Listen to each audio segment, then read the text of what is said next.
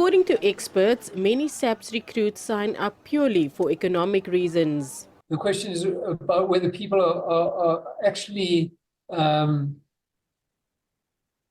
committed to, serving the community in the policing role, whether they're basically invested in the idea of community service, performing community service, and performing that function as police officers.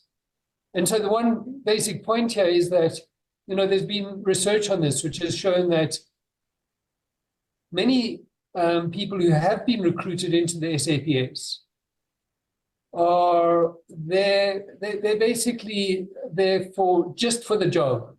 If you look at the jobs that are available to matriculants in South Africa, you'd probably find that employment in the SAPS, in terms of the salary and benefits, is probably one of the better jobs that you can get. Bruce says proper human resource systems need to be put in place to ensure recruits are there for the right reasons.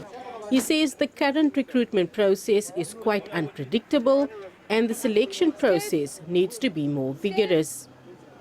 And the same goes for vetting when it comes to testing the emotional and mental health of recruits. I believe that over the last few years, it seems that there's a definite increase of members that end up harming their partners as well, and so to other family members. And it's important to make sure that the vetting process is up to scratch. If we're not vetting people properly, we can't expect those that aren't vetted properly to cope under difficult circumstances. It is an extremely stressful job, and it should never be seen, and this is crucial. Policing can never be seen as a job creation. It mustn't be seen that way. It is a calling. Bruce agrees that a more sophisticated human resource management function is needed to deal with these challenges. There is a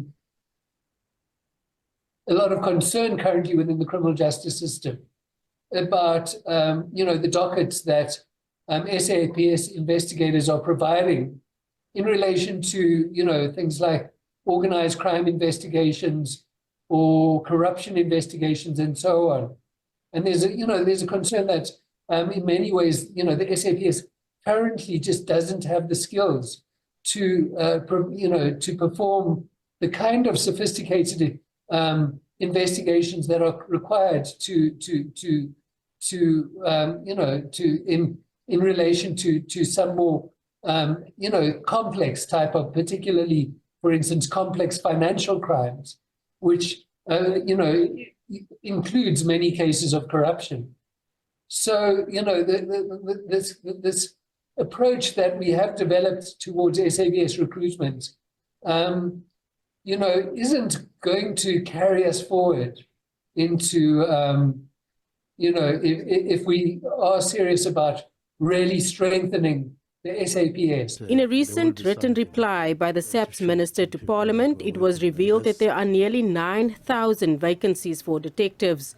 And because of the specialized skills required in the fields of forensics and detective work, Bruce says a more detailed in-person recruitment process is required.